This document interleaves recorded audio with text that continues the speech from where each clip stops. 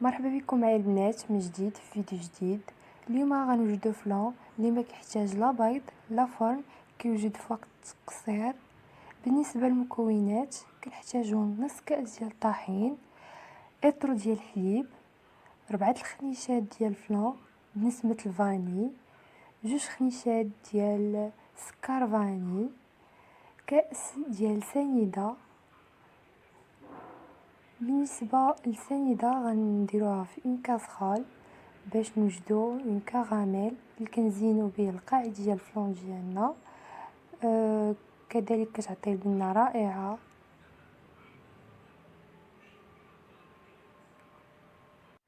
كنحطو السنيده ديالنا تذوب على نار هادئه فوق في شي كاسرول، كنخليوها تنحسو بها قربت تذوب. هذيك الساعه كنبداو نحركو بشويه باش هكا نضمنو ان جميع الحبيبات ذابوا. من كتوصل معنا لهذا اللون صافي كنطفيو عليها العافيه وكنحطوها في اواني التقديم ديريكتومون، حيت هي راه كتجمد سور بلاص.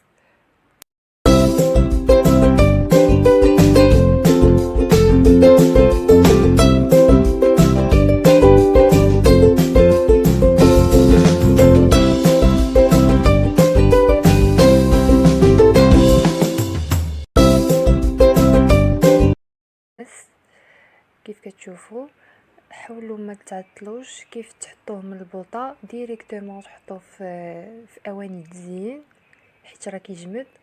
وديروا بالكم راه كيحرق، انا راه حرقني شويه من صبعي حيت راه كيلصق. المهم حاولت انا راه زدت ديريكتومون بالكسرونه، حاولت ندير بالعاشقه مي يجمد ليا فيها ديريكتومون كبو من الكسرونه فوق. كيف كتشوفوا راه التمر حرقني. المهم غادي نحاولوا يعني نوزعوه على الكاس باش هكا يكون باين، ونحطوه حتى في الجنب حتى نوجدوا الفلان ديالنا. بالنسبه لطريقه تحضير الفلان غادي ناخذ داك السيرو هذا خديناه من داك الكراميل اللي ديجا انايا لصق ليا في الكسرونه، كبيت عليه ما بارد. خليته تطلق فيه داك السيرو حتى هو كيعطي لذة هائله في الفلان. غنزيد معلقه ديال سنيده، شوفوا نتوما على حساب الحلاوه اللي كتفضلوا. غادي نزيدو دابا الحليب ديالنا، هنا عندي اطرو ديال الحليب بارد ما مفيض ما والو، غنزيدوه على الخليط ديالنا ولا السيرو ديالنا. من بعد غادي ناخدو داك الفلان، الخنيشات ديال الفلان هنا كاينين 4 الخنيشات كي قلت لكم. غادي نحطوه في الحليب ديالنا وغادي نحركو مزيان. هنا خدينا 2 خنيشات ديال سكر فاني حتى هو كيعطي لذة هائله في الفلان. من بعد غادي نزيدو هاد الخنيشات ديال الفلان، راه هنا 4 الخنيشات كيف قلت لكم. غادي نحطوه في الحليب ديالنا باش يفيضوا كاملين. غادي نحركو الخليط مزيان باش ما يتكلكمش لينا داك الغبره ديال الفلان،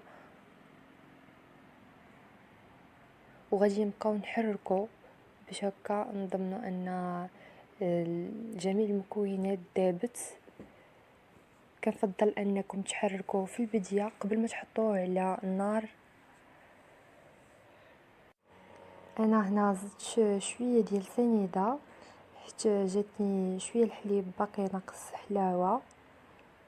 دابا غنزيدو نص كاس ديال الطحين عادي ديال العجينه، غير نص كاس حتى هو كيساهم في ان الخليط ديالنا يعقد بالزربه. غادي نزيدو حتى هو نص كاس كيف قلت لكم.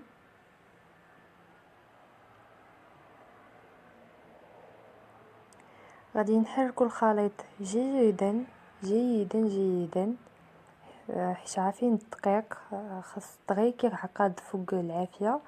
دونك غادي نحركوه مزيان حتى كنحسوا بانه داب في الحليب. كيف كتشوفوا انا راه كنحرك وكنعاود. من بعد ما حركنا الدقيق ديالنا حتى داب نهائيا، دابا حطيناه فوق نار نميله وكنستمروا بالتحراك حتى وكان كيعقد معنا الخليط ديالنا.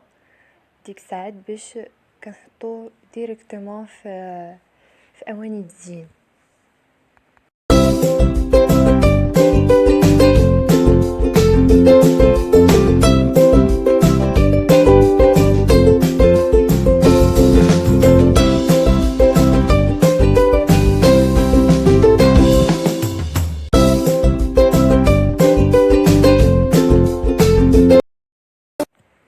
الخليط ديالنا وجد، بقينا حاطين فوق نار هادئه حتى كنحسو بيه عقاد.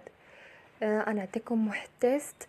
غتجيبوا شي معلقه ولا شي مغرفه، غادي تحطوا فيها شويه بحال غتقيسوا الخليط، غتحسوا بيه يجمد معاكم صافي. هذيك الساعه غير حبسوا عليه العافيه، راه يعني مؤهل انه يجمد. دابا غنقدموه في اواني التزيين اللي كنا ديجا حطينا فيهم كراميل. غنحطوه ساخن، ما نخليوش يبرد، ديريكت من فوق العافيه ديريكت فوق في الاواني ديال الزين، ما نخليوش حتى يبرد. دابا غادي نحطوه في هاد الاواني، يعني على حساب العبار ديال الاواني اللي عندكم. يا بخي غادي نحطوه في الثلاجه يبرد، راه كافيه ساعه كافيه. انا راه ساعه ديال التوجد مع التصوير راكم كتعرفوا، وساعه بقى في الثلاجه يعني تعطلنا كاع وزعما وحطيناه في الفطار. حيت الطحين دغيا كيسرع من وتيره ديال يولي جامد بالزربه. غنحطو دابا في الثلاجه يبرد ونوريكم مظهر. هذا هو المظهر النهائي الفلون ديالنا. ما خداش الوقت بزاف باش يجمد معانا، شي ساعه تقريبا. جمد حتى الاخر. زينتو بطروفه ديال البنان وشويه ديال الخوخ وحبيبات ديال الزبيب. كنصحكم بيه البنات، كيجي لذيذ، كيوجد بلا بيض بلا فران، غير بدوك خنيشات ديال الفلان. نصحكم به، وما تنساوش تدعموا القناه ديالي بالضغط على زر لايك. وكنتمنى ان الفلون ديال اليوم ينال الاعجاب ديالكم، وما تنساوش خصكم بيان وبارطاج.